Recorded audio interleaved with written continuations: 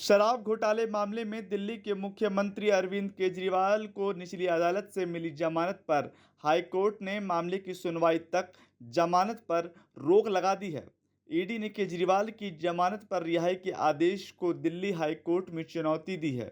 ED ने अपनी SLP में कहा कि जांच के महत्वपूर्ण पड़ाव पर केजरीवाल को रिहा करने से जांच पर असर पड़ेगा, क्योंकि केजरीवाल मुख्यमंत्री जैसे अहम पद पर हैं।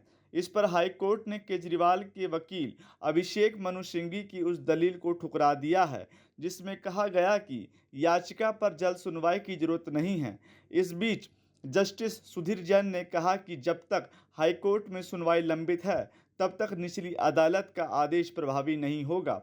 दरअसल केजरीवाल को एक दिन पहले गुरुवार को ही निचली अदालत से जमानत मिली थी, जिसके विरोध में ईडी ने दिल्ली हाईकोर्ट का रुख किया था। बता दें कि इस मामले पर जस्टिस सुधीर कुमार जैन और रविंद्र डुडेजा की अवकाश पीठ सुनवाई कर रही है। ईडी की तरफ से पेश वकील ने कहा कि निचली अदालत में हमें इस मामले पर बहस करने के लिए पर्याप्त समय नहीं दिया गया।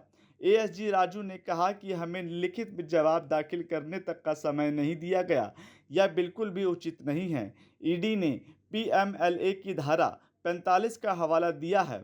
एएसजी राजू ने कहा कि हमारा मामला काफी मजबूत है। उन्होंने सिंघवी की मौजूदगी का विरोध किया। ईडी ने कोर्ट में क्या कहा, हमें निचली अदालत में ठीक से नहीं सुना गया। ईडी की तरफ से पेश एएसजी एसवी राजू ने कहा, हम तुरंत सुनवाई चाहते हैं। ईडी ने कहा, हमें बेल को चुनौती देने का उचित मौका नहीं दिया गया। उनकी सभी दलीलें नहीं सुनी गई। उन्हें निचली अदालत ने जल्दी बात खत्म करने को कहा था। इससे पहले ईडी के वकील ने आज ही हाईकोर्ट से जल्द सुनवाई की मांग की थी। ईडी की तरफ से एएसजी राजू और वकील जोएब हुसैन हाईकोर्ट में मौजूद रहे। दिल्ली हाईकोर्ट में केजरीवाल की तरफ से अभिषेक मनु सिंघवी वीडियो कॉन्फ्रेंसिंग के जरिए मौजूद रहे। केजरीवाल इस पूरे प्रकरण में पहले आरोपी हैं जिन्हें निचली अदालत में बेल मिली है।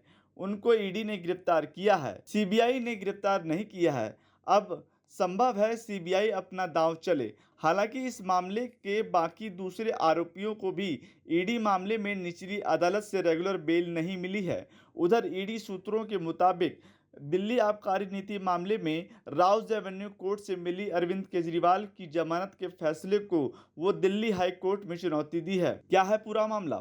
दिल्ली की केजरीवाल सरकार ने 17 नवंबर 2021 को एक्साइज पॉलिसी 2021-22 को लागू किया था। नई पॉलिसी के तहत शराब कारोबार से सरकार बाहर आ गई और पूरी दुकानें निजी हाथों में चली गई थी।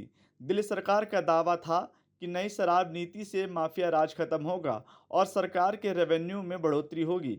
हालांकि ये नीति शुरू से ही विवादों में रही और जब बवाल ज़्यादा बढ़ गया तो 28 जुलाई 2022 को सरकार ने इसे रद्द कर दिया। कथित शराब घोटाले का खुलासा 8 जुलाई 2022 को दिल्ली के तत्कालीन मुख्य सचिव नरेश कुमार की रिपोर्ट से हुआ था। इस रिपोर्ट में उन्होंने मनीष सिसोदिया समेत आम आदमी पार्टी के कई बड़े नेताओं पर गंभीर आरोप लगाए थे। दिल्ली के एलजी वीके सक्सेना ने सीबीआई जांच की सिफारिश की थी। इसके बाद सीबीआई ने 17 अगस्त 2022 को केस दर्ज किया। इसमें पैसों की हेराफेरी का आरोप भी लगा, इसलिए मनी लॉन्ड्रिंग की जांच के लिए ईडी ने भी केस दर्ज कर लिया। मुख्य सचिव ने अपनी रिपोर्ट में मनीष सिसोदिया पर गलत तरीके से शराब नीति तैयार करने का आरोप लगाया था। मनीष सिसोदिया के पास आबकारी विभाग भी था। आरोप लगाया गया कि नई नीति के जरिए लाइसेंसधारी शराब कारोबारियों को अनुचित लाभ पहुंचाया गया। रिपोर्ट में आरोप लगाया गया कि कोविड का बहाना बनाकर मनमाने तरीके से 144.36 करोड़ रुपए की लाइसेंस फीस माफ कर दी गई। एयरपोर्ट जोन के लाइसेंसधारियों को भी 30 करोड़ लौटा दिए गए, जबकि ये रकम जब्त की जानी थी। Bureau report, TV 7 Bharat.